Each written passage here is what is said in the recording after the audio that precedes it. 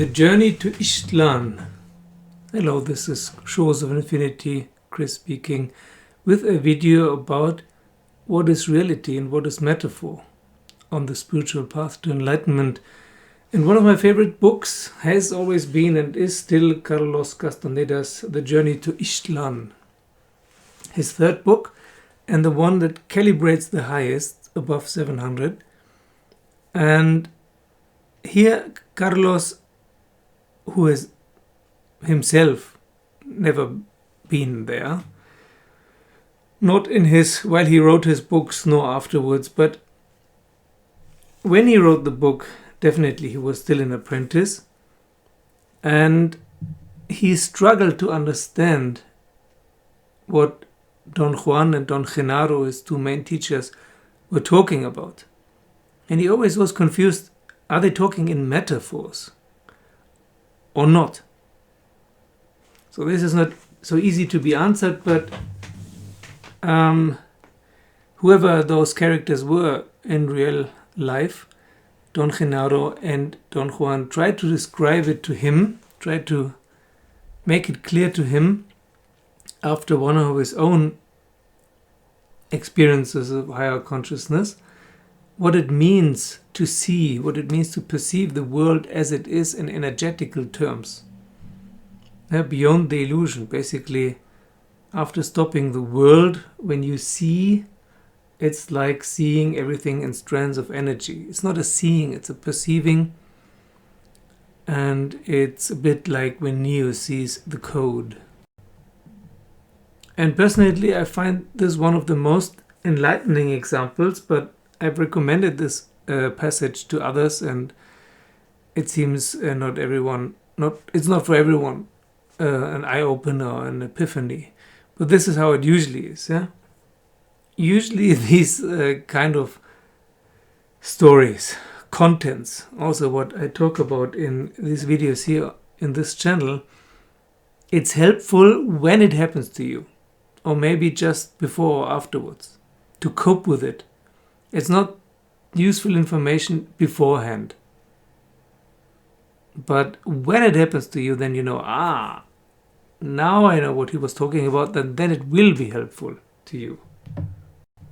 So at the end of the book, The Journey to Islan by Carlos Castaneda, he had this awakening experience, this stopping the world experience, and then he immediately forgot about it because it's such an alien experience that the day-to-day mind cannot cope with it. So then Don Genaro tells him about his experience of enlightenment or stopping the world and how it became permanent, and thus tries to remind him of his own, which unfortunately doesn't work. But still, it's a very, very cool story. So forget about this ally aspect. They have these allies in these books, these other beings who help them get into these other states of consciousness. That's not important. Instead of grabbing an ally or something like this, or the ally is spinning you, just always insert stopping the world, seeing the world as it is, seeing behind the scenes, leaving Plato's cave or Hawkins scale level 700 and beyond. So Don Juan says, yes, the jolt that one gets from grabbing an ally is so great that one might bite off one's tongue or knock one's teeth out. One's body must be straight and well grounded, and the feet must grab the ground. It was a powerful jolt, Don Genaro said after a moment's hesitation. He seemed to have been putting his thoughts in order. Never would I have imagined it was going to be like that, he went on. It was something, like nothing I can tell. After grabbing it, we began to spin. The ally made me whirl, but it didn't let go. We spun through the air with such speed and force that I couldn't see anymore. Everything was foggy. The spinning went on and on and on, Suddenly I felt that I was standing on the ground again. I looked at myself. The ally had not killed me. I was in one piece. I was myself. I knew then that I had succeeded. At long last I had an ally. I jumped up and down with delight. What a feeling. What a feeling it was. Then I looked around to find out where I was. The surroundings were unknown to me. I thought that the ally must have taken me through the air and dumped me somewhere far away from the place where we started to spin. I orientated myself. I thought that my home must be towards the east, so I began to walk in that direction. It was still early. The encounter with the ally had not taken too long. Very soon I found a trail, and then I saw a bunch of men and women coming towards me. They were Indians. I thought they were Mazatec Indians. They surrounded me and asked me where I was going. I'm going home, to Islan, I said to them. Are you lost? Someone asked. I am, I said. Why? Because Islan is not that way. Islan is in the opposite direction. We ourselves are going there, said someone else. Join us. They all said, we have food. Don Genaro stopped talking and looked at me as if he were waiting for me to ask a question. Well, what happened? I asked. Did you join them? No, I didn't, he said, because they were not real. I knew it right away the minute they came to me. There was something in their voices, in their friendliness, that gave them away, especially when they asked me to join them. So I ran away. They called me and begged me to come back. Their pleas became haunting, but I kept on running away from them. Who were they? I asked. People, Don Genaro replied cuttingly, except that they were not real. They were like apparitions, Don Juan explained, like phantoms. After a while walking, Don Genaro went on, I became more confident. I knew that Islan was in the direction I was going. And then I saw two men coming down the trail towards me. They also seemed to me Mazatec Indians. They had a donkey loaded with firewood. They went by me and mumbled, Good afternoon. Good afternoon, I said, and kept walking. They did not pay any attention to me and went their way. I slowed down my gait and casually turned around to look at them. They were walking away unconcerned with me. They seemed to be real. I ran after them and yelled, Wait, wait. They held their donkey and stood on either side of the animal as if they were protecting the load. I am lost in these mountains, I said to them. Which way is Islan? They pointed me in the direction they were going. You're very far, one of them said. It is on the other side of those mountains. It'll take you 4 or 5 days to get there. Then they turned around and kept on walking. I felt that those were real Indians and I begged them to let me join them.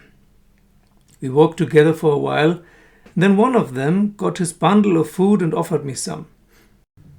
I froze on the spot. There was something terribly strange in the way he offered me his food. My body felt frightened, so I jumped back and began to run away. They both said that I would die in the mountains if I did not go with them and tried to coax me to join them. Their pleas were also very haunting, but I ran away from them with all my might. I kept on walking. I knew then that I was on the right way to Islan and that those phantoms were trying to lure me out of my way. I encountered 8 of them. They must have known that my determination was unshakable. They stood by the road and looked at me with pleading eyes. Most of them even displayed food and other goods that they were supposed to be selling like innocent merchants by the side of the road. I did not stop, nor did I look at them. By late afternoon I came to a valley that I seemed to recognize. It was somehow familiar.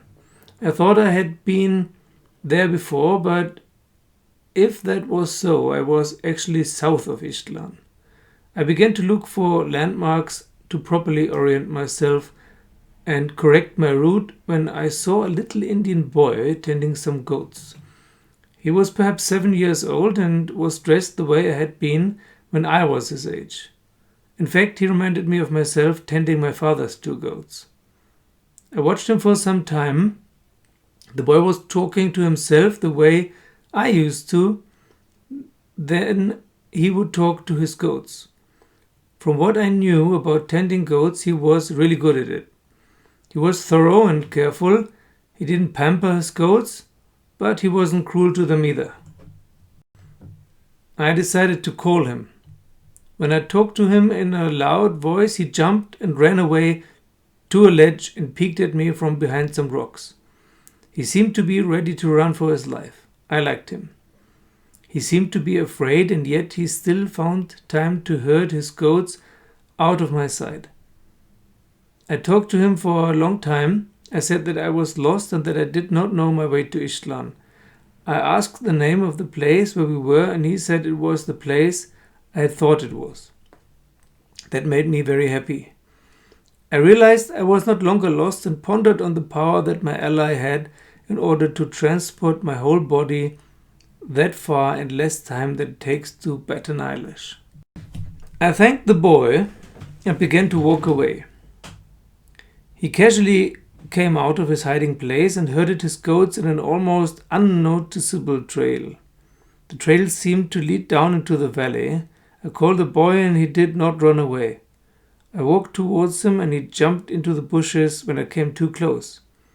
I commended him on his being so cautious and began to ask him some questions. Where does this trail lead? I asked. Down, he said. Where do you live? Down there. Are there lots of houses down there? No, just one. Where are the older houses? The boy pointed towards the other side of the valley with indifference, the ways boys his age do. Then he began to go down the trail with his goats. Wait, I said to the boy. I'm very tired and hungry. Take me to your folks. I have no folks, the little boy said, and that jolted me. I don't know why, but his voice made me hesitate. The boy, noticing my hesitation, stopped and turned to me.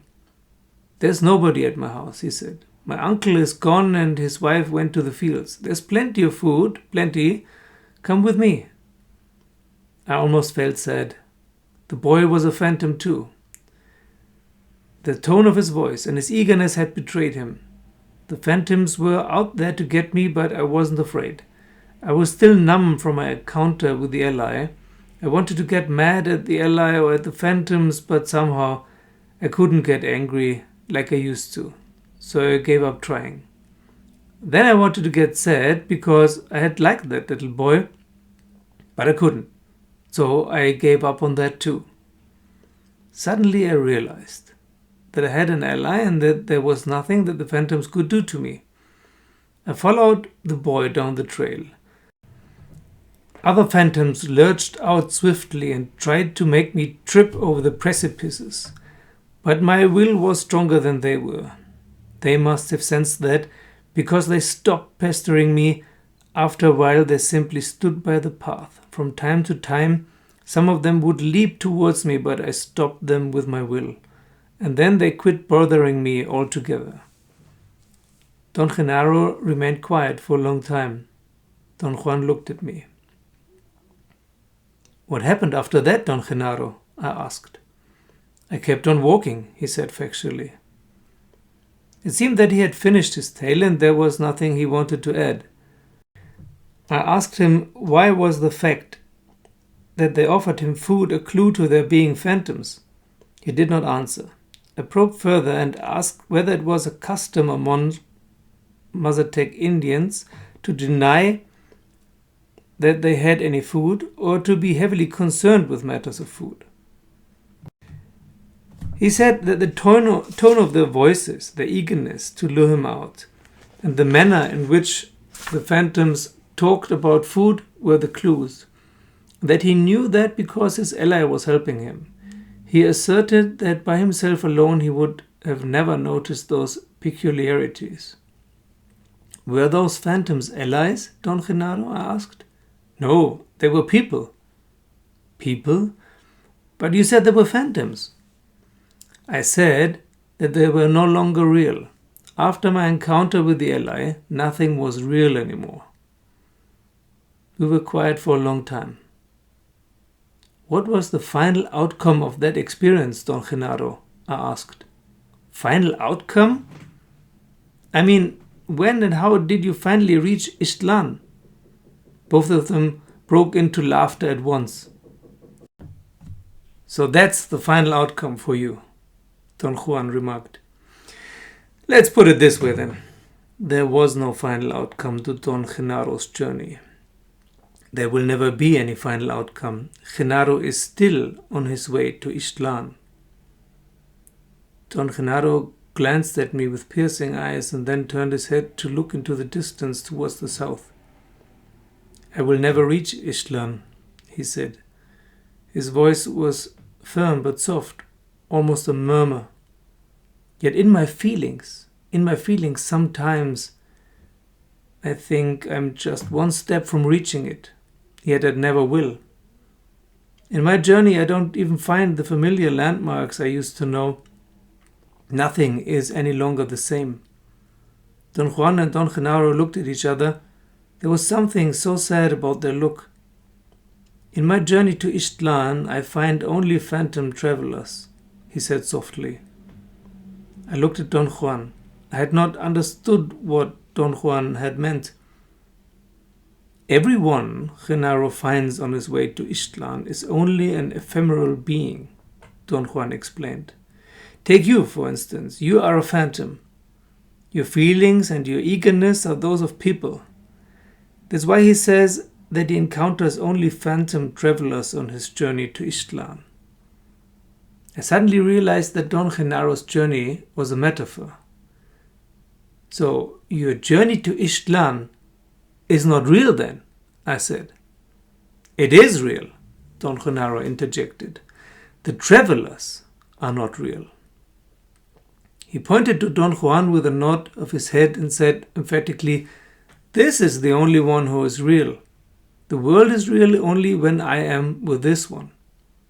Don Juan smiled.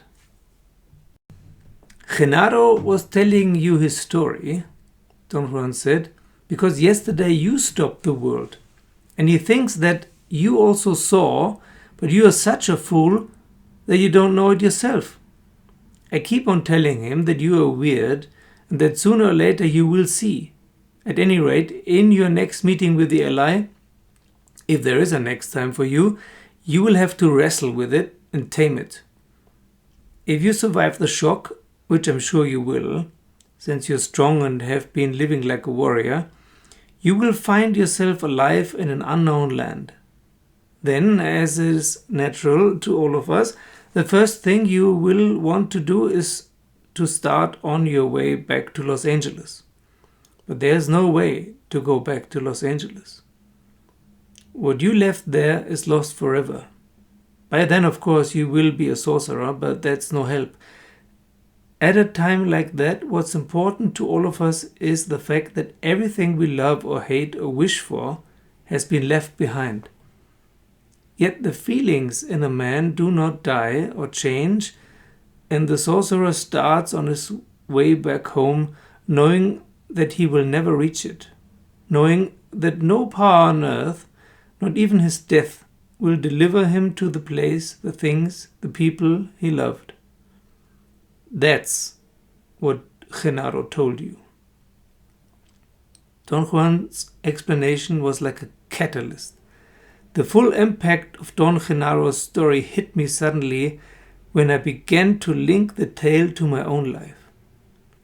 But what about the people I love? I asked Don Juan. What would happen to them? They would all be left behind, he said. But is there no way I could retrieve them? Could I rescue them and take them with me? No. Your ally will spin you alone into unknown worlds. But I could go back to Los Angeles, couldn't I? I could take the bus or a plane and go there. Los Angeles would still be there, wouldn't it? Sure, said Juan, laughing. And so will Manteca, and Temecula, and Tucson. And Tecate, Don Genaro added with a great seriousness.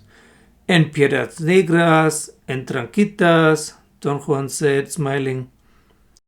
Don Genaro added more names, and so did Don Juan. And they became involved in enumerating a series of the most hilarious and unbelievable names of cities and towns. Spinning with your ally will change your idea of the world, Don Juan said. That idea is everything.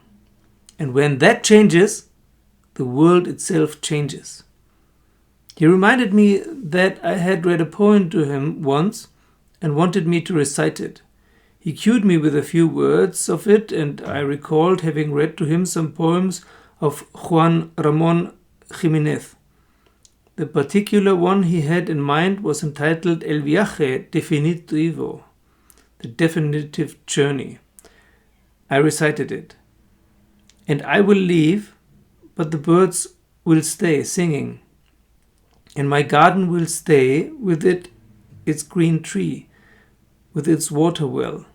Many afternoons the skies will be blue and placid, and the bells in the belfry will chime, as they are chiming this very afternoon. The people who have loved me will pass away, and the town will burst anew every year. But my spirit will always wander nostalgic in the same recondite corner of my flowery garden. That's the feeling Genaro is talking about, Don Juan said. In order to be a sorcerer, a man must be passionate. A passionate man has earthly belongings and things dear to him, if nothing else, just the path where he walks. What Genaro told you in his story is precisely that Genaro left his passion in Ixtlan, his home, his people, all the things he cared for. And now he wanders around in his feelings, and sometimes, as he says, he almost reaches Ixtlan. All of us have that in common. For Genaro it is Ixtlan. For you it will be Los Angeles. For me... I did not want Don Juan to tell me about himself. He paused as if he had read my mind. Genaro sighed and paraphrased the first lines of the poem. I left, and the birds stayed, singing. For an instant I sensed a wave of agony and an indescribable loneliness engulfing the three of us. I looked at Don Genaro, and I knew that, being a passionate man, he must have had so many ties of the heart, so many things he cared for and left behind. I had the clear sensation that at that moment the power of his recollection was about to landslide, that Don Genaro was on the verge of weeping. I hurriedly moved my eyes away. Don Genaro's passion, his supreme loneliness, made me cry. I looked at Don Juan. He was gazing at me. Only as a warrior can one survive the path of knowledge, he said.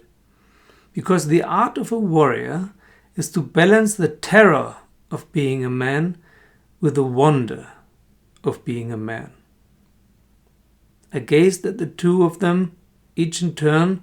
Their eyes were clear and peaceful. They had summoned a wave of overwhelming nostalgia, and where they seemed to be on the verge of exploding into passionate tears, they held back the tidal wave. For an instant I think I saw the loneliness of a man as a gigantic wave which had been frozen in front of me, held back by the invisible wall of a metaphor. My sadness was so overwhelming that I felt euphoric. I embraced them. Don Genaro smiled and stood up. Don Juan also stood up and gently put his hand on my shoulder. We are going to leave you here, he said. Do what you think is proper. The ally will be waiting for you at the edge of that plain. He pointed to the dark valley in the distance. If you don't feel that it is your time yet, don't keep your appointment, he went on. Nothing is gained by forcing the issue. If you want to survive, you must be crystal clear and deadly sure of yourself. Don Juan walked away without looking at me, but Don Genaro turned a couple of times and urged me with a wink and a movement of his head to go forward. I looked at them until they disappeared in the distance, and then I walked to my car and drove away. I knew that it was not yet my time. So this is it. This is the end of the book and the end of the chapter. And this is for me one of the clearest descriptions of enlightenment. It is kind of fabricated into a web of some things are metaphorical and some things are not. But that's how it is, because you can not easily speak about it. Once enlightenment happens, somehow everything is exactly how it was before. You know that famous saying, before enlightenment, chop wood, carry water. After enlightenment, chop wood, carry water. So some things don't change. You still need to eat, drink, sleep, defecate, and so on. Everything somehow looks the same, but is also totally different. And most importantly, everything is totally unreal. Everything that seemed to be real before is unreal now, and vice versa. And especially living things like people seem to be very unreal, almost like ghosts, like phantoms, like he describes in this book. What usually makes a human being, his emotions, his passion, his identifications, now seem artificial and plastic-like or ephemeral. That is why I said in one of the last videos about total capitulation is the stopping the world is a total stop. It's a total capitulation, total surrender, giving in, giving up. There's no one coming back from there. Or if someone is coming back from there, he can't or she can't go back to where he or she was before. You can't go back to your old life. Nothing is as it was before. It's a new world.